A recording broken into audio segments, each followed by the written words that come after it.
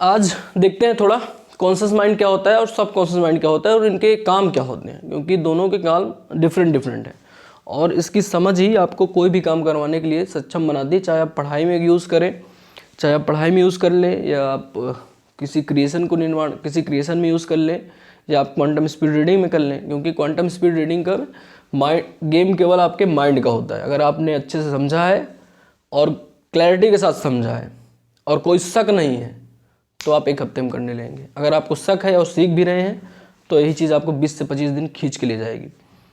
और केवल blind fold activities करना या कुछ आंख बंद करके आइडेंटिफाई कर लेना, ये केवल महत्वपूर्ण नहीं, इसका एप्लीकेशन बहुत ज़रूरी है, जो कि अगले 3 महीने तक कराया जाता है।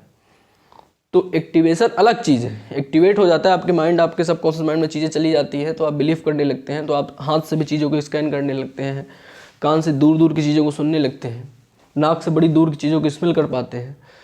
तो जब आपके सेंसेस काफ़ी स्ट्रॉन्ग हो जाते हैं तो उसका रीज़न ये होता है कि आपने ध्यान देना सीख लिया है, किसी भी तरफ फोकस्ड होना सीख लिया है।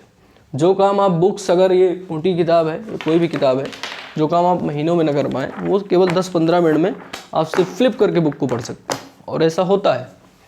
तो जो इसमें मास्टर्स काम कर रहे हैं, जो साइंटिस्ट हैं, वो बोलते हैं अगर कोई सिर्फ इसका यूज़ करे और अच्छे तरीके से यूज़ करे तो 1 महीने में 10,000 से ज़्यादा किताबें पढ़ सकता है, ऑफकोर्स कर सकता है।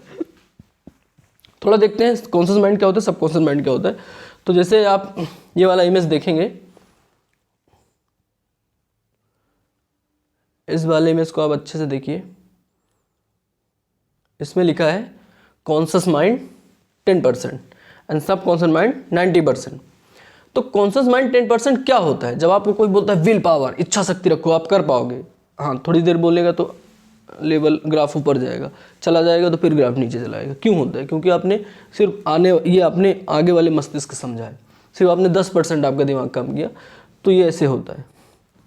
और ये देखिए दूसरे में क्या है, short term memory. Short term memory क्या होती है? शॉर्ट टर्म में कोई चीज़ याद कर पाते हैं, तो अगर आप किसी चीज़ को बड़े लंबे समय तक याद कर पाते हैं तो आपको पता होना चाहिए कि सब कॉन्शियस माइंड से सब कॉन्शियस माइंड को ट्रांसफ़र करने की टेक्निक्स क्या होती हैं। अगर आपको नहीं पता है तो आप नहीं कर पाएंगे। तो इसीलिए किसी लोगों की अच्छी मेमोरी अच्छी होती है क्योंकि वो टेक्निक जानते हैं। ऐसा नहीं है जो लोग याद नहीं कर पाते उनको लगता है कि नहीं मेरी मेमोरी ख़राब है या मैं नहीं याद कर सकता, ये गलत बात है। वो भी वैसे ही कर सकता है, लेकिन उसको तरीके से पता हो कि कैसे ट्रांसफ़र करना है कॉन्शियस माइंड से सब कॉन्शियस माइंड मेमोरी।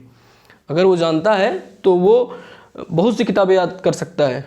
यहाँ ऐसे कई लोग हैं जो पूरी ऑक्सफोर्ड डिक्शनरी को पेज नंबर सहित एक एक वर्ड याद किए हैं, और उनकी मेमोरी पहले ऐसे ही थी, एकदम नॉर्मल थी, क्योंकि उन्होंने फोटोग्राफिक मेमोरी का यूज़ किया और उसके बाद वो आराम से कर पाते हैं। तो लॉजिकल थिंकिंग, आप हर चीज़ में लॉजिक ढूंढते रहते हैं। जब आप हर चीज़ में लॉजिक ढूंढते रहते हैं तो आप समझ जाइए कि आपका कॉन्शियस माइंड काम कर रहा है। और जिसकी पावर है 10% है क्रिटिकल थिंकिंग। किसी चीज़ को क्रिटिकली, कोई कुछ बोले तो उसका अपोजिट सोच के करना, कोई कुछ बोले उसका अपोजिट क्या होता है, ये सब करना। हालांकि ठीक है कुछ हद तक, लेकिन इसमें इन्वॉल्व रहना वो आपका केवल मतलब आपका 10% है। जब बिलीफ की बात आती है, जैसे लगभग हर रिलीजन के हर बुक में कहा गया है कि सिर्फ विश्वास करो, तो उसमें क्यों कहा गया है? उसका रीज़न तो होगा ना कुछ। तो उसका रीज़न ये है कि जब आप बिलीव करते हैं किसी चीज़ पे तो आपका सब कॉन्शियस माइंड एक्टिव होता है, जिसकी क्षमता 90% है। यानी दुनिया की सबसे पावरफुल अगर कोई मशीन है तो वो माइंड है, और उसका कोई यूज़ करना चाहे तो सब कॉन्शियस माइंड का यूज़ करे तो 90% तक उसकी क्षमता हो जाती है। आमतौर पर ऐसे नहीं होता है। तो जो बच्चे करते हैं क्वांटम स्पीड रीडिंग या आँख बंद करके किसी चीज़ को आइडेंटिफाई करते हैं, पढ़ते हैं, तो मेनली इसका यूज़ कर रहे होते हैं, सब कॉन्शियस माइंड का। कॉन्शियस माइंड तो हो ही नहीं सकता ये, तो ये मेन पार्ट होता है। दूसरा बात है इमोशंस।